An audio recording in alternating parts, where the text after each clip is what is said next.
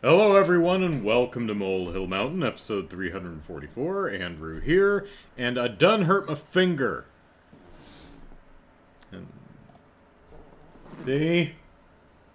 It's infected. It's a lot better than it was a day or two ago. Man, it was inflamed.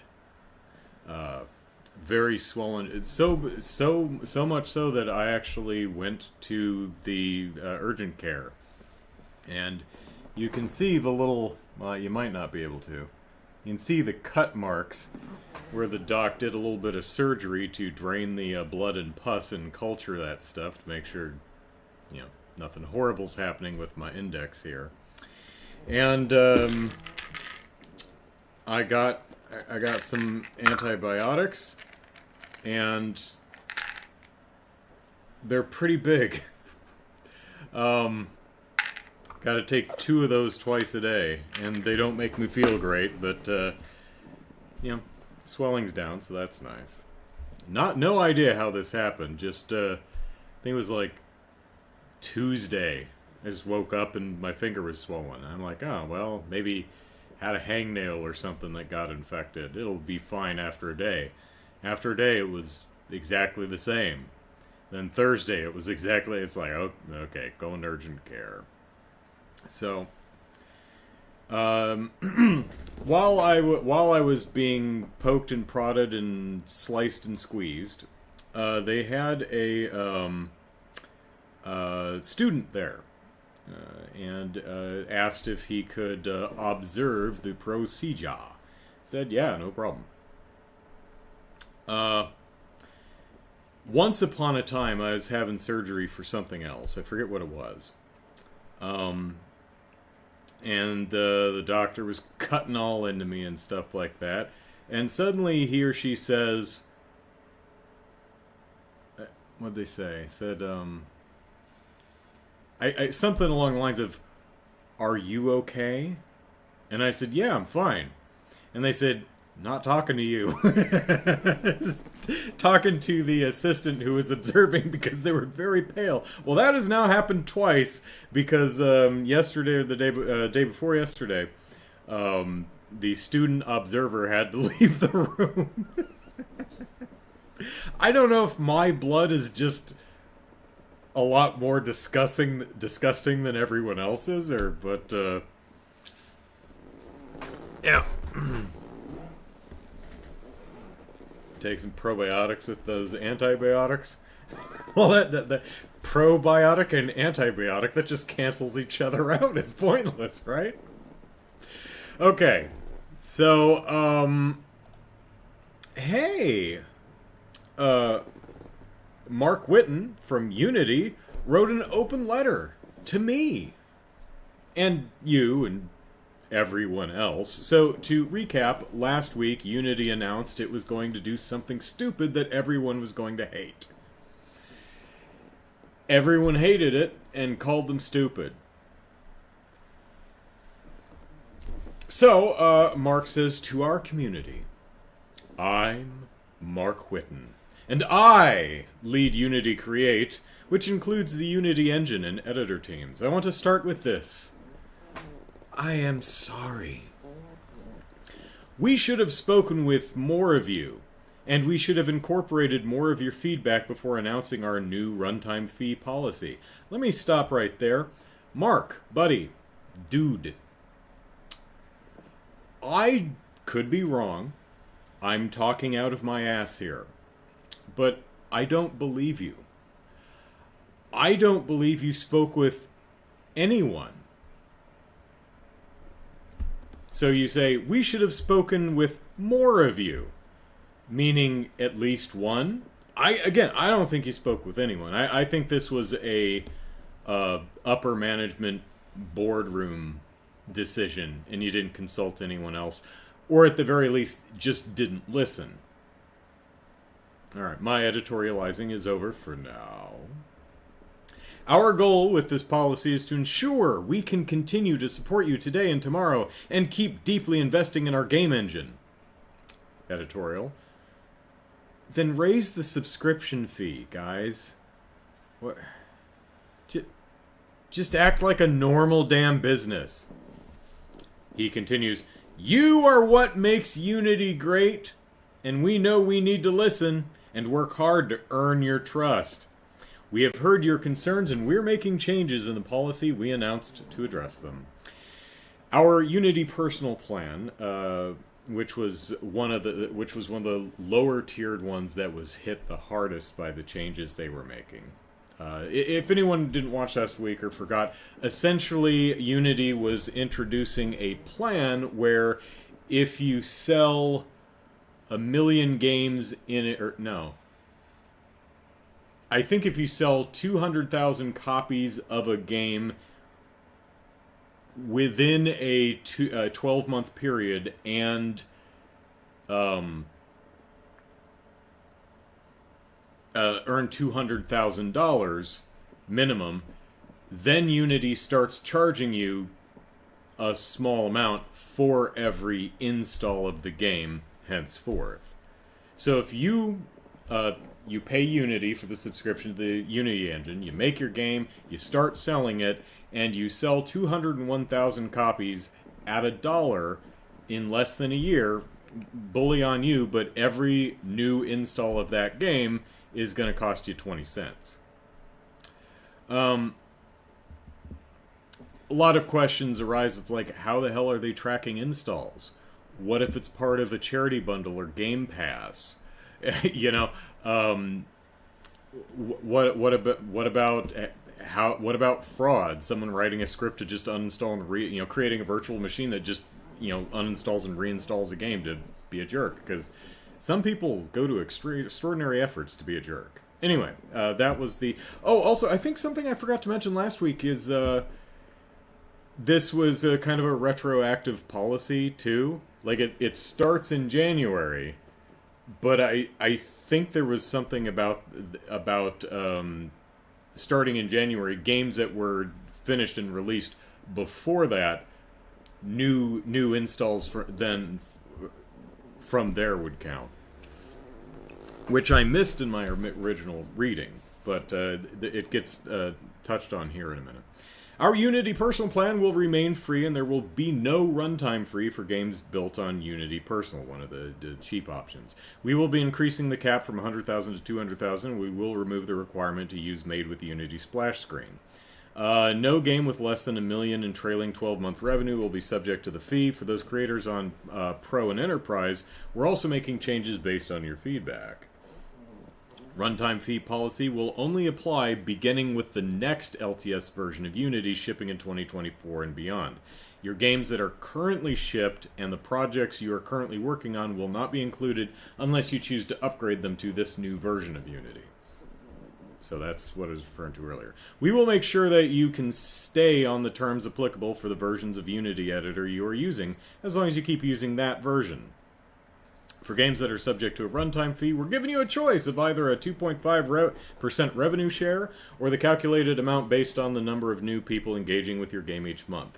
Both of these numbers are self-reported from data you already have available. You will always be billed the lesser amount. We want to continue to build the best engine for creators. We truly love this industry, and you are the reason why. No, I don't believe you do. I think you like money. And that's it. I don't think you care about the industry, or at least not from the perspective of art or games or creators and artists. I could be wrong. I hope I'm wrong, but I don't believe you. I'd like to invite you to Fireside Chat. I'll answer your questions, blah, blah, blah. Thank you for caring as deeply as you do, and thank you for giving us hard feedback. Yeah.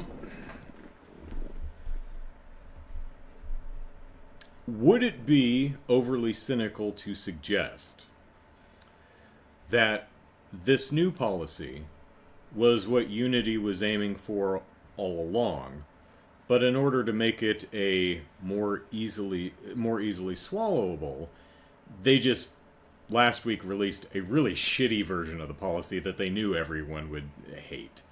They're like, okay, get this. We're going to release this plan that's just obnoxious and terrible, and everyone's going to bitch and complain about it, and then after a week we'll go, we're so sorry. We did an oopsie. mea culpa, and just put out the plan that we were planning on in the first place. I don't know. I have no evidence. Wouldn't surprise me though, because I'm a miserable, cynical schmuck. Let's see. Cafe Fox says it will help replace the bacteria in your gut if your tummy hurts with the antibiotics. Oh, the probiotics, right. Hello, Chicago. So, yeah, a lot of developers looked at this new policy and seemed to be okay. This seems okay, and I just have to wonder if it's just in comparison to what was before, and if that was intentional. Well, I'm not a game developer. I guess I don't have to worry about it. So, hey, y'all remember Embracer Group? I believe they used to be called THQ Nordic.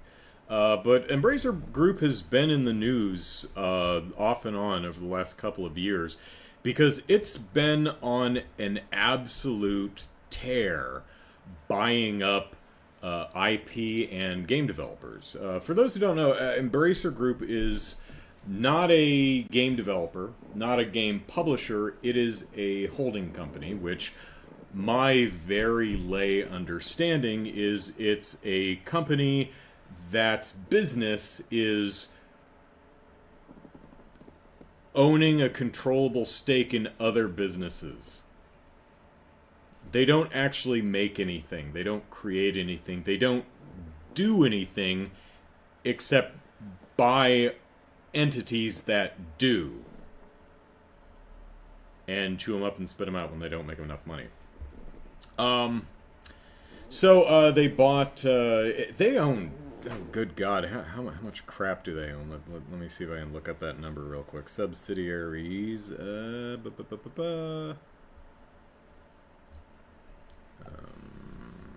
there a list?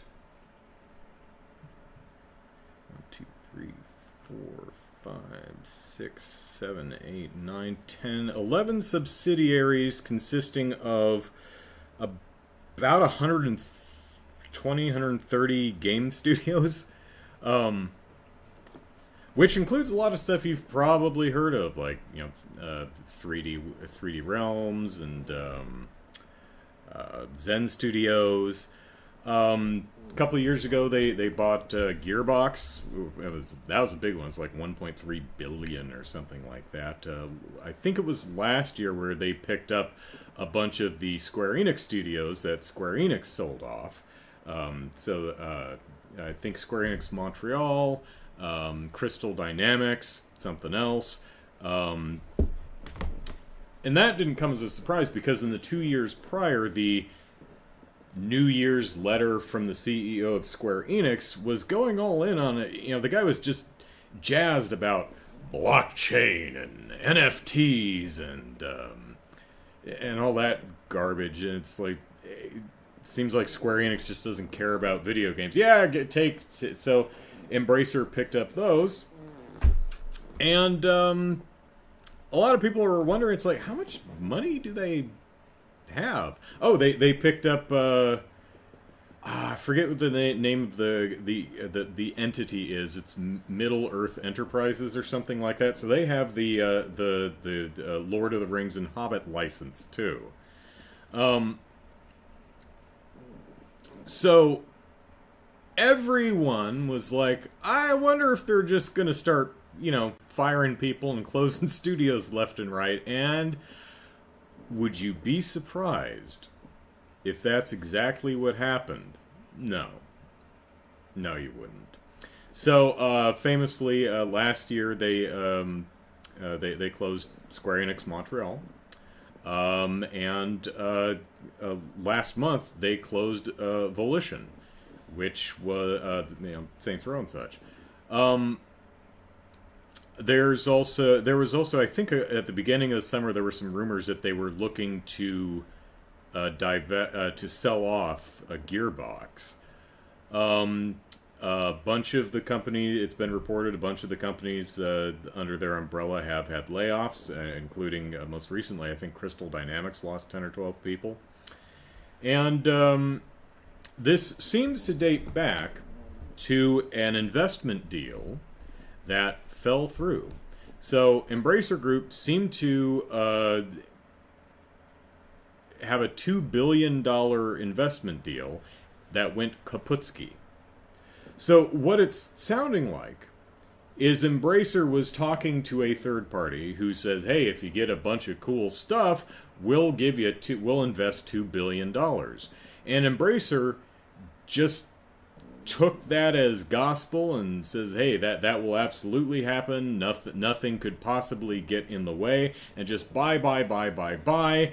And for whatever reason, the deal fell through, and its stock dropped by like 40%.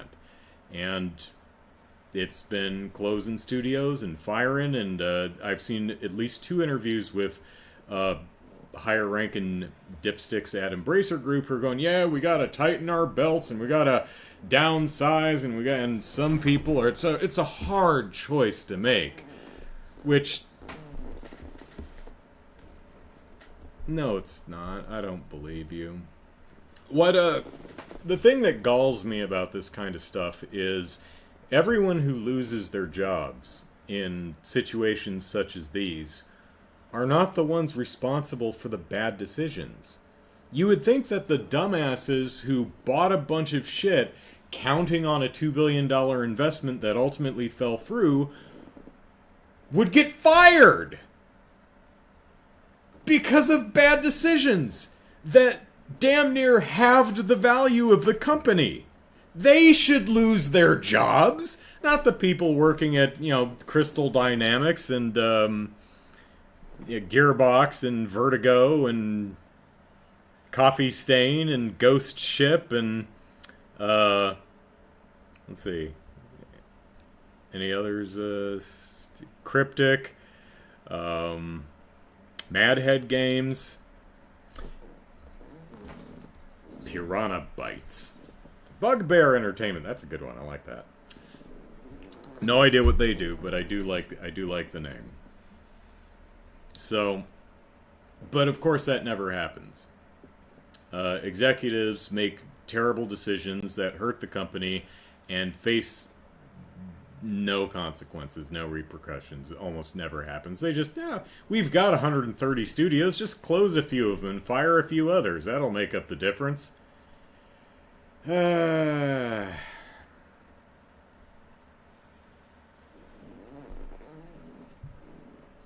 Chaos says Embracer bit off more than they can chew. Yeah, that's what it sounds like. It sounds like they had, their fingers in a bunch of investment pies, and instead of waiting until the investment came through, they've spent billions multiple billions in the last couple of years just buying up all kinds of studios. Then the investment fell through, and they're like, "Oh shoot. Well, ain't my face red." I hope the Projects Embracer cancel doesn't include the Time Splitters reboot. No idea.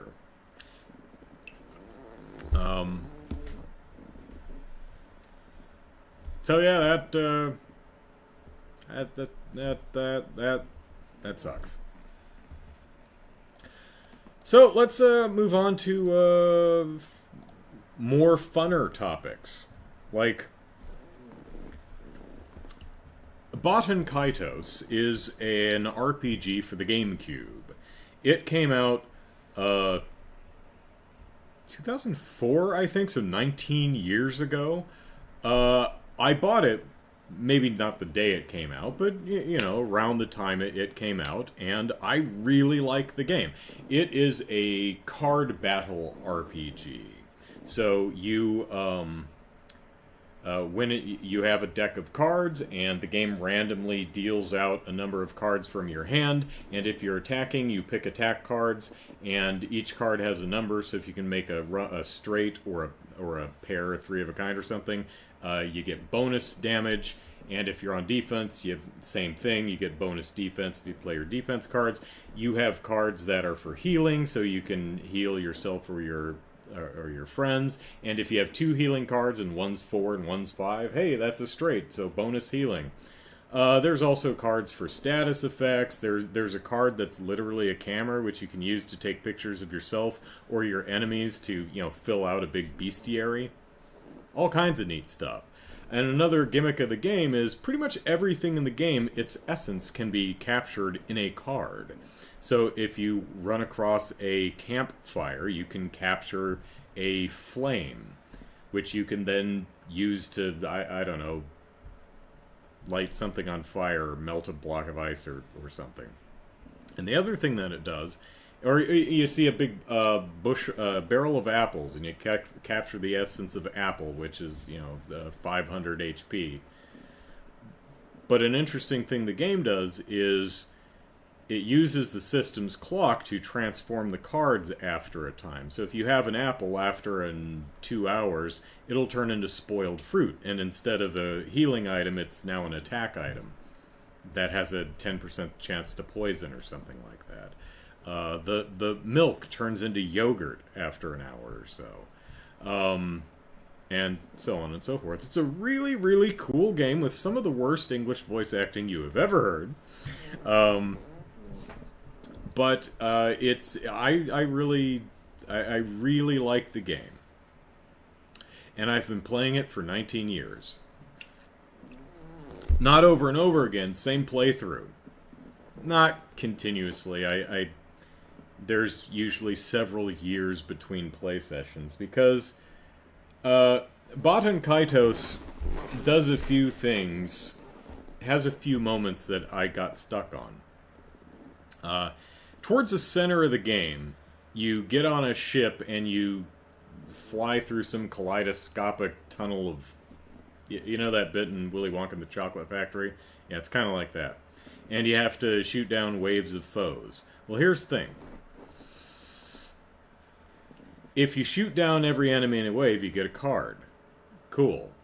Some of those cards are the only place you can get them in the entire game, and you don't get to retry this. So if you miss them, you're screwed. And I could not get through that damn thing without and get all of the waves so I could get all the cards. So I stopped playing it for some years and then picked it up again like in 2013 and got through that point. And about 4 years ago I was playing it again and I got to a boss fight towards the end of the game and I just could not beat that damn boss fight.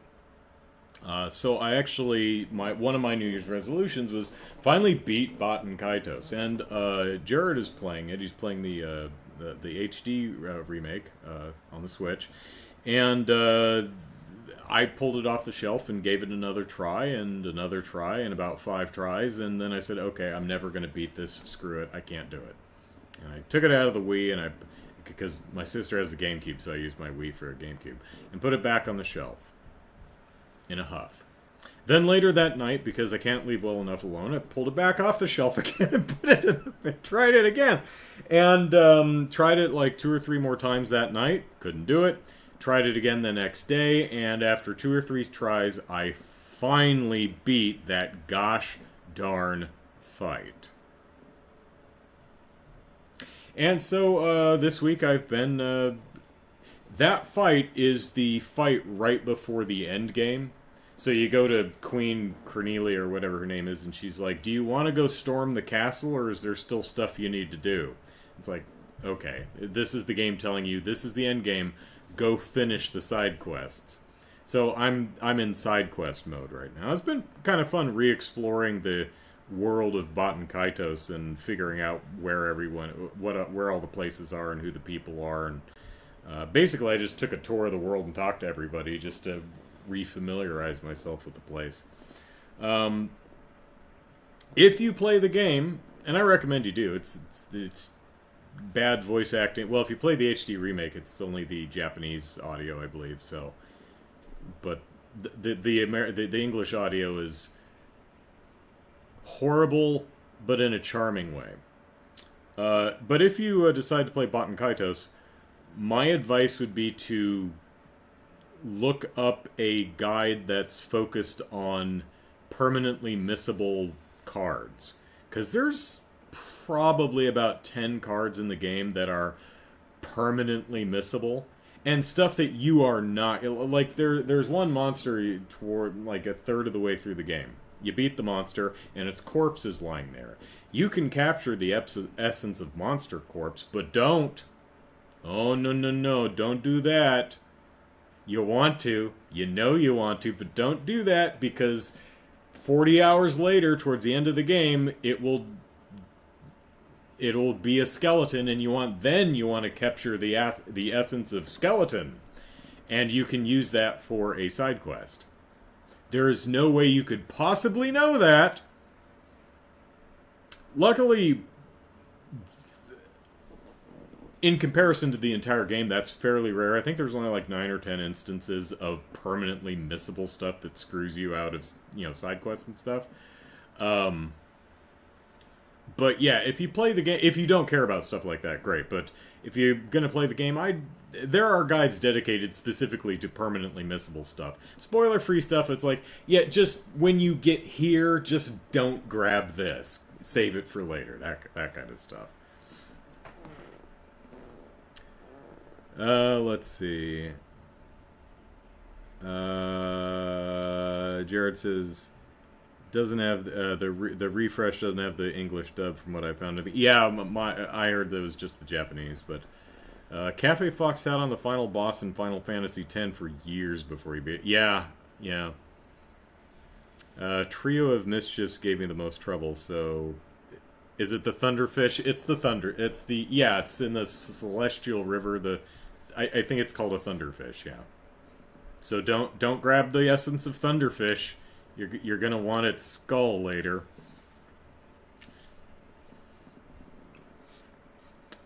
I am not going to play the Star Ocean 2 remake because I played the Star Ocean 2 remake demo and I didn't care for it.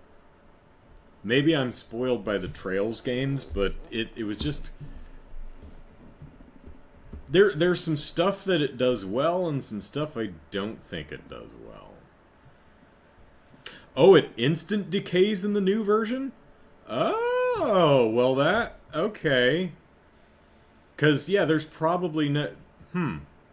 Oh, well, okay, so if it's the Thunderfish bone skull or something like that, you should be good. Yeah, because in the GameCube version, you beat this monster, and its corpse is lying in the river, and you need to leave it there until, like, the end of the game, until it's decayed into a skeleton. Then you pick up the essence, which is kind of shit, if you ask me, because there's no way you could possibly know that. Jared says, I've had the skull for 50 hours. Yeah. So, finally beat Baten Kaitos. Yeah, or no, I did not beat Baten Kaitos. I'm hopefully I don't get stuck on anything else, but, here's something else I like about the game. The game does some really nice thing with side quests. There's a,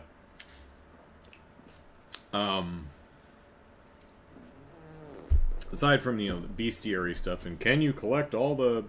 I wonder if Shampoo or whatever it is, the infamous one that takes a friggin' week to evolve, if they reduce the time on that one. There's a side quest where there's a guy in a town who's dying, and he's on his deathbed, and he asks you to go find his family members, tell them that he's dying, and come visit before he passes away. So you get a family tree, and you have to look out for his family members, all who wear a specific bracelet. And as you find them, sometimes you just tell them that, Grandpa whatever is dying, so go home. And as you find them, they sign their name on the family tree. And sometimes they require you to do favors and stuff before they'll sign your damn family tree. They're like, I would, but, my daughter's lost in a snowstorm. Go find her. Or we need help doing this thing, so help us first. And it's really charming. It's really fun, and it's kind of morbid in a way, because this guy's about to die. And it also gets real in a few points because he's got a big family. There's probably 35 people or something that you have to ultimately track down, and not all of them are alive. Some of them have since passed. So you'll find some family members, and once you get the entire family, you're like, what about this one? They're like, oh yeah, died in a tragic thresher accident or something. So some really good stuff in Baten Kaitos. So I'm looking forward to completing it and checking out its follow-up, which is a prequel.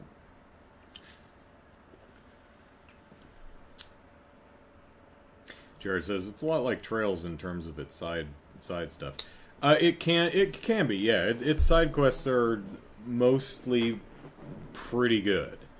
Yeah, you know, it's got a couple that are just kind of but also I do kind of wish your player character would move a little bit faster.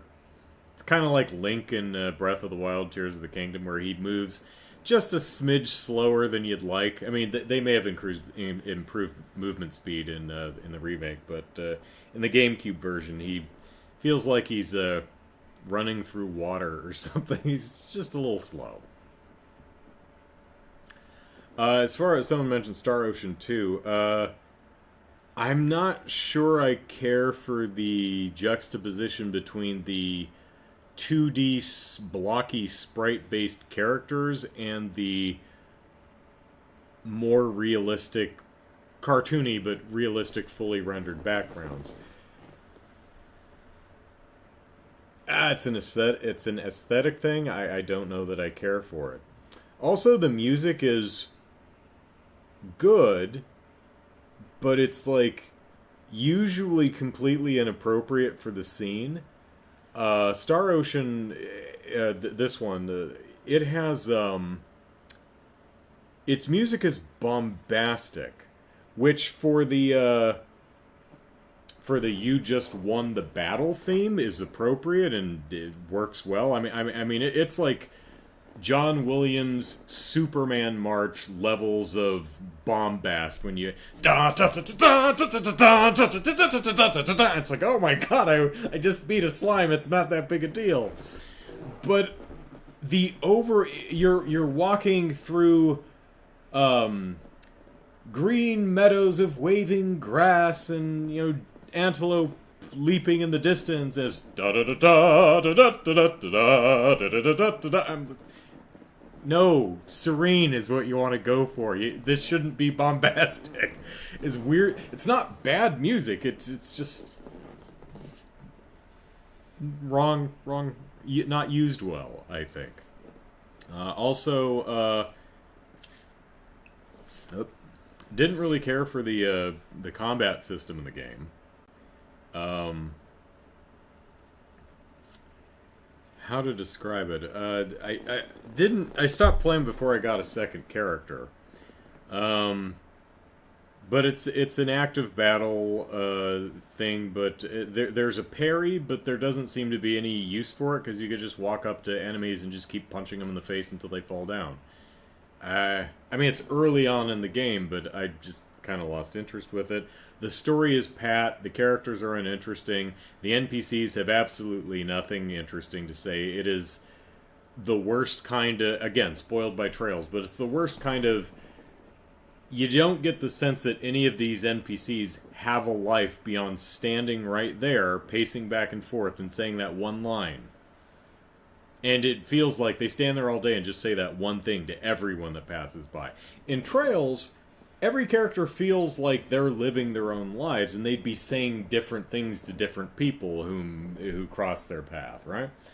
So, yeah, Star Ocean Remake, the demo anyway, didn't do it for me. And speaking of which, neither did Dragon Quest: The Lost King, The Dark King, The Prince of Darkness, something like that.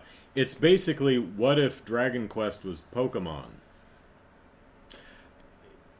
I don't care for Pokemon, so I didn't think this would be up my alley, but I like Dragon Quest. And so I played the demo on the Switch, and it's awful.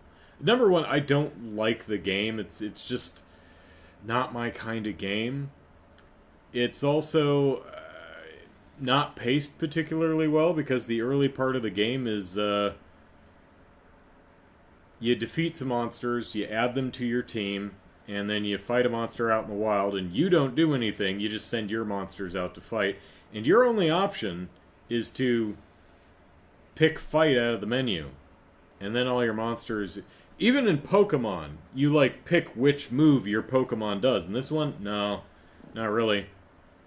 You just hit fight unless you want to micromanage and go into a menu because you have to set them either on attack or defend, and you can go into tactics and you can change the tactics to make them more likely to do one thing over another, but that's just several levels of being divorced from my party that it just loses interest to me. But the worst thing about the game is it runs like absolute garbage. It normally it's nauseatingly bad. I mean, it looks pretty enough when you're standing still and not moving the camera. But as soon as your character starts walking or you start adjusting the camera angle, oh man, this thing chugs in a genuinely nauseating way. So that's a shame. Chaos says the overworld theme is a little bombastic. Yeah, in Star Ocean, yeah, it doesn't fit. Again, it's not a... Divorced from the context in which it's presented, it's a fine tune. You know, it's well composed, well arranged, well performed. I like it, but as the overworld theme for a serene, peaceful meadow, it doesn't make any sense. Jared says, I think the 7 seconds for a turn is my least favorite part of the game. As you proceed through Baten Kaitos, when you first start, you can stare at your cards as long as you want before you play them. You can say, okay, I've got a 3 here. I've got a 4 here, so I can 3, 4, 5. You know, you can take your time. As you gain experience or level up or class up or something like that, eventually it starts timing you. So you've got, towards the end of the game, it gets as short as, I think, 5 seconds. So you have to look at your hand, recognize your cards really quick, and start playing them. It can be tough, especially when you're like, okay, how's everybody's health? Do I need to get anyone? Do I have anyone that can heal? Okay, I need to get the cursor on the right person and move the cursor over to the card that I want. Yeah, it's... I've botched a few rounds just because I didn't get to the card in time. So, yeah. Chicago says, like trying to fall asleep to death metal. Yeah. Or driving while listening to lullabies. Or me. Don't listen to my dull monotone while you're driving. Baten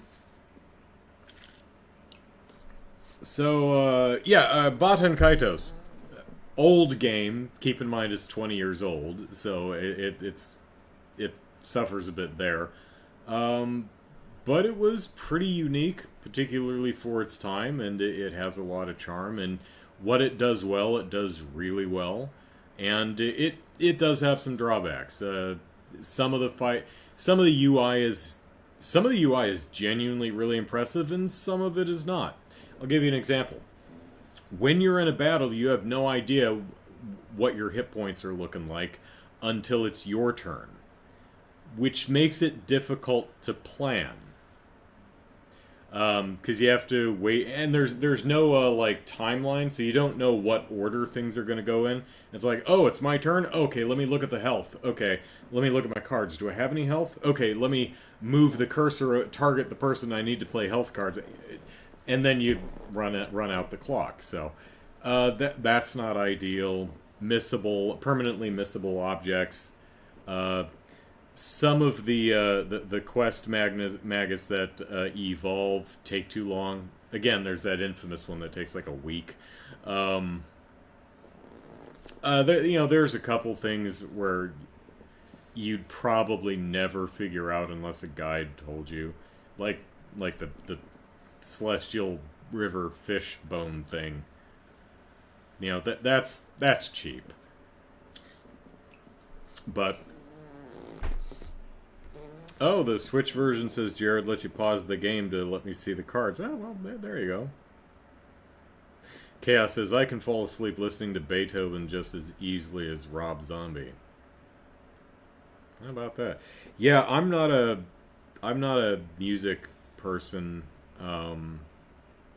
as far as going to sleep or cleaning. Like if I'm dusting and vacuuming or cleaning the kitchen or bathroom or something, I'm not like, I gotta put on some tunes. No. My sister definitely is. My mom is. I remember, when we were kids and all lived in the same house, the kids, we had our, weekly chores, and when, on the weekends when we did our cleans, they would be playing, Rick Astley or whatever. And I don't know, maybe I'm just a boring stick in the mud. Yeah, I think I like concentrating on one thing at a time. Like, I don't get people who watch TV and also play on their phone. I'm a one thing at a time kind of guy. Like, I don't play games and listen to podcasts, right? I guess I'm just bad at multitasking. Chaos says I need music almost 24/7. Yeah, when I listen to music, I sit and I listen to music. I don't do other things. It's probably because I'm a musician, and a lot of times I'm not just passively listening to music and just, kind of tapping my foot or whatever, but I actually analyze, the melody, the chord structure, the dynamics, because it's what I'm into. So yeah, when I listen to music. Oh, speaking of music, a year or two or three or however long ago it was, Cardi B and Megan Thee Stallion came out with a song called WAP. And people made a big fuss over it. So I said, I guess I'm going to have to listen to WAP. So it did, and I did a reaction video, and I'm pretty proud of it. So if you haven't seen it, feel free to check it out. It's probably called Andrew Reacts to Cardi B's WAP or something like that. And then the She-Hulk show on Disney Plus came out last year, and Megan Thee Stallion was a guest character, a guest star on the show, playing herself.